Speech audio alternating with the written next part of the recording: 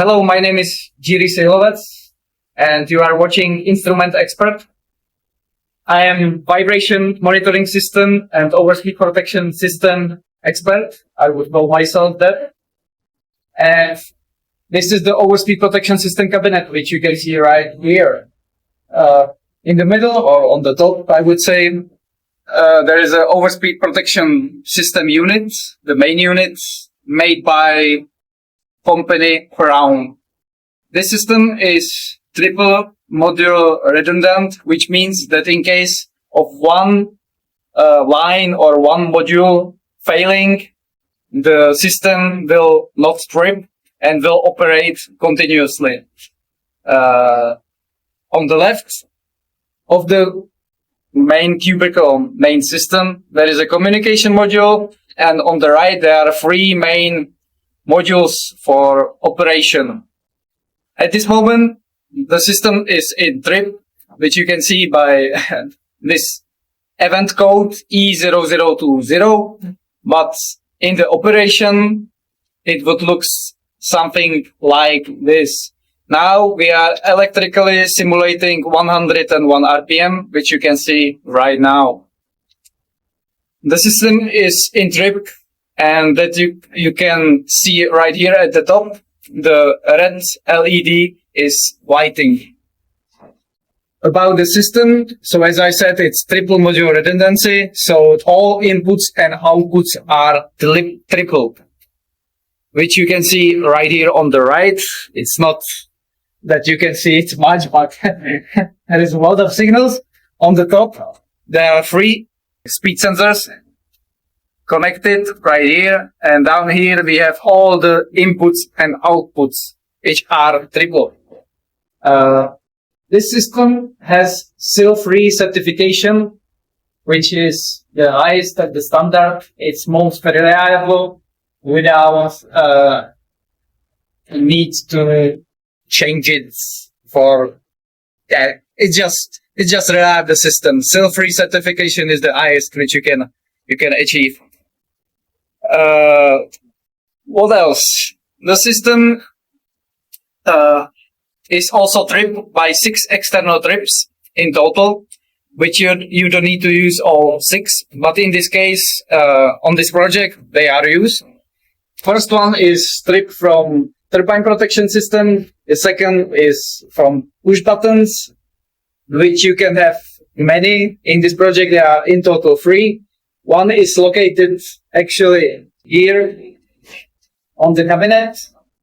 One is located in the turbine control room, and the last one is located in turbine machine hall. The next one, external trip, is pressure switches. Actually, 3 sets of pressure switches. So external trip number 3, 4, and 5 are all pressure switches on different locations. And the last external trip is from DCS trip. These relays represents the trips. So K22 to K27 are the external trip to verification or indication, I would call. So right now the system is tripped by turbine protection system and the DCS trip, because K22 is external trip number 1, and K27 is external trip number 6. The other relays, at the start there is a reset relay, so in case there is a command from turbine protection system for reset, this relay will light up. The next one is the overspeed trip, so in case of overspeed limit reached, this relay will switch off. And the last relay is actually the auto system alarm relay. So in case of any alarm, anything, this relay will switch off. All the alarms, all the trips are latched actually. So in case of trip and the trip condition will be resolved, the system will not reset by itself. You need to send command to reset the system. The part of the tripping circuit are the solenoids which operates the stop valve, which you can see right here, the three relays. So now in this condition, the stock at this moment, the stop valve is closed because the command from turbine protection system is not here. They are not sending the command to open the stop valve. The part of the circuit is the contacts from OverSpeed protection system, contact from relay, so they need to send command to switch on or to open the stop valve.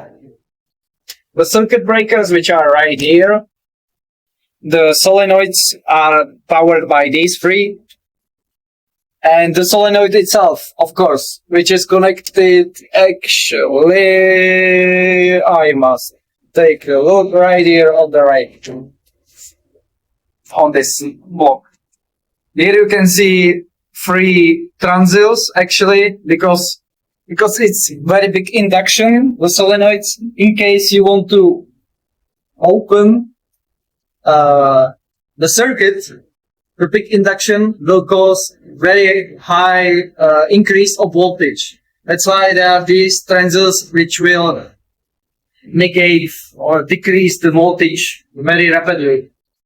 Because we had a case that there was almost 200 voltage after you open the contacts of this layer. That's highest right here. Okay. On the left, here is the circuits for hydraulic operated valves, which are also operated from the turbine protection system. So right now we can see the two valves are open, actually, which you can see right here on the LEDs. At the bottom, there are, of course, power supplies, two power supplies, because this system has to be redundant, because it's most critical system at the power plant. This system should trip the turbine as last resort, or not as last resort, but this system is most important because it's the last thing which will stand between the trip of crash of the turbine, I would say. So there's one DC and one AC line which powers these two power supplies, which then powers the system itself. Then the last power line is also AC, but this AC line is only for auxiliary system. That means this power socket, the lights, and that's it, actually, yes. This, which I described, is delivered by Grofes and commissioned by Grofes, but part of the cabinet is also the SSTG system, which translates to synchronization of the link gear, I will call it SSTG, right? Which the tablet you can see right here on the cabinet. It's delivered by company ZAT, which is also from Czech Republic, has Grofes, and it's implemented in this cabinet also. Yeah. If customer wants, we can deliver, of course, AC or heating elements. So in this case, there is a heating element at the bottom and the thermostat at the top to operate or control this heating element. So this is all for OverSpeed protection system. Well, thank you for your attention and bye-bye.